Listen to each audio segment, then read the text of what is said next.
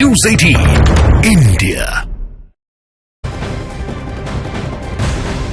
और हिमाचल प्रदेश के बद्दी में आग लगने से हड़कंप मच गया है। जानकारी ये मिल रही है कि परफ्यूम फैक्ट्री में आग लगी और सूचना मिलते ही दमकल की टीम मौके पर पहुंच गई है। हादसे में लापता होने की भी कुछ लोगों की खबर मिल रही है, लेकिन चूंकि केमिकल भी वहां पर लगातार फैलता चला जा रहा है, ये भी एक मुश्किल का सबब वहां पर रेस्क्यू में भी बना हुआ है। ये सबसे बड़ी खबर हिमाचल से जो मिल रही है वो आपको बता रहे हैं। आग लगी और उसके बाद की तस्वीर भी जरा आप देख लीजिए आपके टीवी स्क्रीन पर। बताया ये भी गया कि कुछ लोगों ने कूदकर भी अपनी जान बचाने की कोशिश की। एक शख्स की मौत की भी खबर यहां पर मिल रही है। कई सारे लोग लापता हैं और कोशिश यही है, 9 लोग, ये 9 आंकड़ा बताया जा रहा है जो लोग अभी लापता है। कोशिश यही है कि उन्हें जल्द से जल्द यहां पर ढूंढ निकाला जाए, सुरक्षित यहां से बाहर निकाल दिया जाए।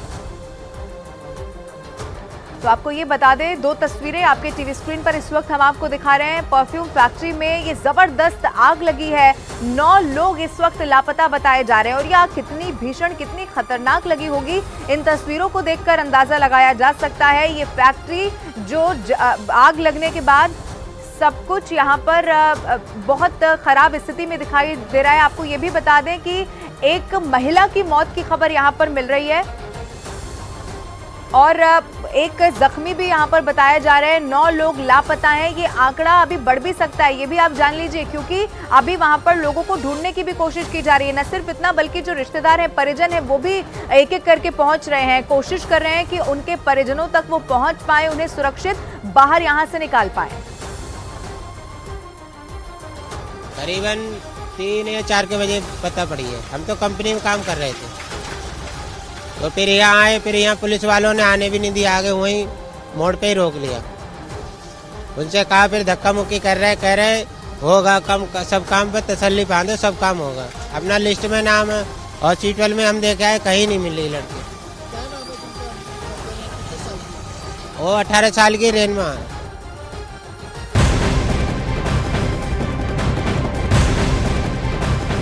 थाने से इस वक्त की बहुत बड़ी खबर आ रही है, जहां शिवसेना और बीजेपी कार्यकर्ता आपस में भिड़े हैं। दोनों पार्टियों के गुटों के बीच फायरिंग हुई है, जिसमें शिवसेना एकनाथ शिंदे गुट के कल्याण शहर प्रमुख महेश गायकवाड़ के साथ उनके समर्थक घायल हो गए। घायलों को थाने के अस्पताल में भर्ती करवाया गया है। जानकारी यह है कि थाने के उल्लासनगर में जमीन के विवाद को लेकर दोनों गुटों में पुरानी रंजिश थी, जिसमें शिकायत पर दोनों तरफ के नेता हिललाइन पुलिस स्टेशन में बातचीत करने के लिए गए थे। वहीं पर पुलिस अधिकारी के केबिन के अंदर दोनों तरफ से विवाद इतना बड़ा कि फायरिंग शुरू हो गई।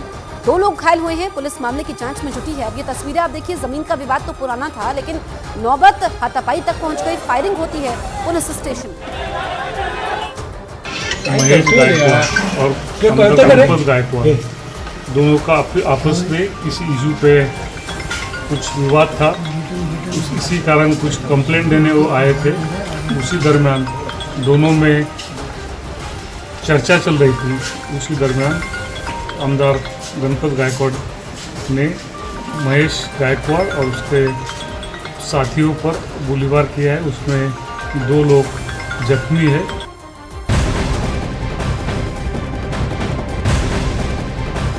और ग्रेटर नोएडा में घर के अंदर 4 लोगों के शव मिलने से पूरे इलाके में हड़कंप मच गया है। मौके पर पहुंची पुलिस ने शवों को कब्जे में लेकर पोस्टमार्टम के लिए भेज दिया है।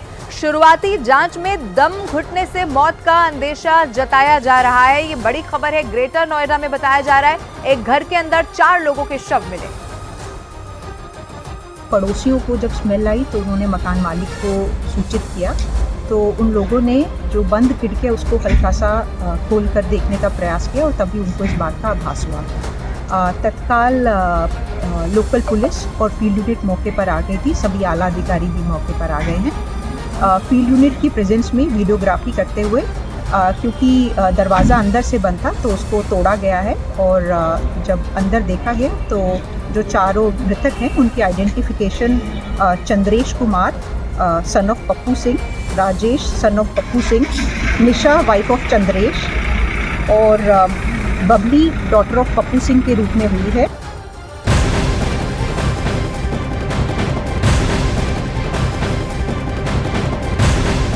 पाकिस्तान आम चुनाव से पहले एक के बाद एक 10 बम धमाकों से दहल उठा है। बलूचिस्तान प्रांत की राजधानी क्वेटा में 10 बम धमाके हुए हैं। बलूचिस्तान के कई police station, deputy commissioner office और कई राजनीतिक दलों के दफ्तरों को निशाना बनाया गया है। वहीं एक धमाका आतंकवादियों ने कराची में चुनाव आयोग के दफ्तर के बाहर किया। इसके अलावा चीन पाकिस्तान इकोनॉमिक कॉरिडोर पर भी हमला हुआ, एक आदमी की मौत हुई। तो ये तस्वीरें हम आपको दिखा रहे हैं। पाकिस्तान में आम चुनाव है, गिनती के दिन बचे हैं क्योंकि 8 फरवरी को आम चुनाव हैं। उससे पहले एक के बाद एक धमाके पाकिस्तान को दहला रहे हैं। पाकिस्तान में आम चुनाव से केवल 5 दिन पहले हुए धमाकों ने वहां के हालातों की पोल खोल करके रख दी है। शांति व्यवस्था बनाए रखने और चुनाव को पूरा करवाने में पाकिस्तान के अधिकारियों के पसीने छूट रही है। पाकिस्तान में 8 फरवरी को आम चुनाव होने हैं, लेकिन उससे पहले महज 5 दिन पहले ही आतंकियों ने कई बम धमाके करके बलूचिस्तान में दहशत फैला दी। पाकिस्तानी मीडिया के मुताबिक बलूचिस्तान की राजधानी क्वेटा में एक के बाद एक 10 बम धमाके हुए। पाकिस्तान मीडिया की खबरों के मुताबिक एक बम धमाका कराची में चुनाव आयोग के दफ्तर के बाहर हुआ। हिमाकत आप देखिए, चुनाव आयोग को भी नहीं छोड़ा। एक बम धमाका पाकिस्तान चीन इकोनॉमिक कॉरिडोर पर हुआ। वहीं फुटपाथ पर रखे बम में धमाका होने से वहां से गुजर रहे एक आदमी की मौत हो गई। तो महत्वपूर्ण स्थलों पर ये बम धमाके हो रहे हैं।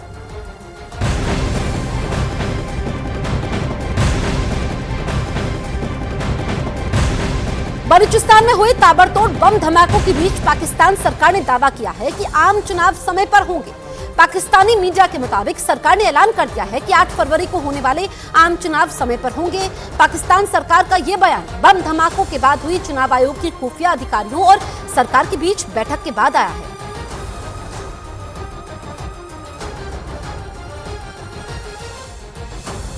आतंकवादियों ने जिन प्रत्याशियों को चुनाव से पीछे हटने की धमकी दी, उनमें खैबर पख्तूनख्वा प्रांत के ज्यादातर प्रत्याशी शामिल हैं। एक एक करके आपके उनके बारे में हम बताएंगे।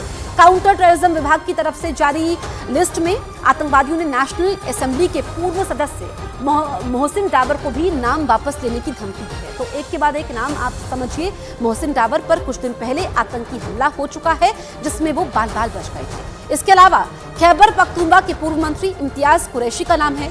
आतंकवादियों ने खैबर पख्तूनख्वा के सीनेटर हिदायतुल्लाह को भी चुनाव से हटने की धमकी दी है। लिस्ट लंबी है। PMLN पार्टी के नेशनल असेंबली के पूर्व मेंबर अमीर मकाम को भी धमकी मिली है। इसके बाद PTI के पूर्व MPA पीर मसूर शाह और शाह मोहम्मद का नाम भी लिस्ट में शामिल है। लिस्ट यहीं खत्म नहीं होती है। JUIF पार्टी के मलिक अदनान वजीर और एहसानुल्लाह को भी आतंकवादियों ने धमकी दी है। इसके अलावा बख्ती अफसर और मौलाना अब्दुल रशीद को भी चुनाव से हटने के लिए कहा गया है।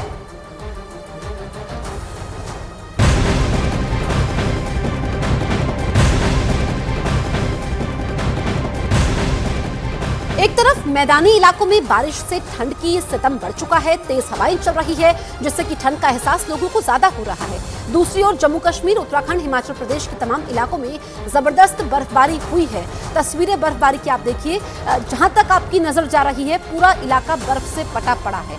दरअसल पश्चिमी विक्षोभ सक्रिय होने का असर मौसम पर पड़ रहा है। पहाड़ों में बर्फबारी हो रही है, मैदानी इलाकों में ठंड बढ़ चुकी है और ये कहा जा रहा है कि जो दिल्ली NCR समेत उत्तर भारत में धूप खिली थी कुछ इलाकों में, फिर से मौसम आज करवट लेगा। आज और कल बारिश हो सकती है। तो बर्फ से कहीं मस्ती पर्यटकों के लिए है, मस्ती कारोबारियों के लिए है, उनके चेहरे खिल उठे हैं। लेकिन जो स्थानीय लोग होते हैं वो निराश होते हैं क्योंकि पारा लुढ़क जाता है। 3 तस्वीरें आपके सामने हैं। पहाड़ी राज्य हैं तीनों, जम्मू कश्मीर, हिमाचल प्रदेश, उत्तराखंड। और जहां तक आपकी नजर जा रही है, शहर अलग अलग है, राज्य अलग अलग है, लेकिन तस्वीर एक सी है। खूबसूरत बर्फ की तस्वीरें।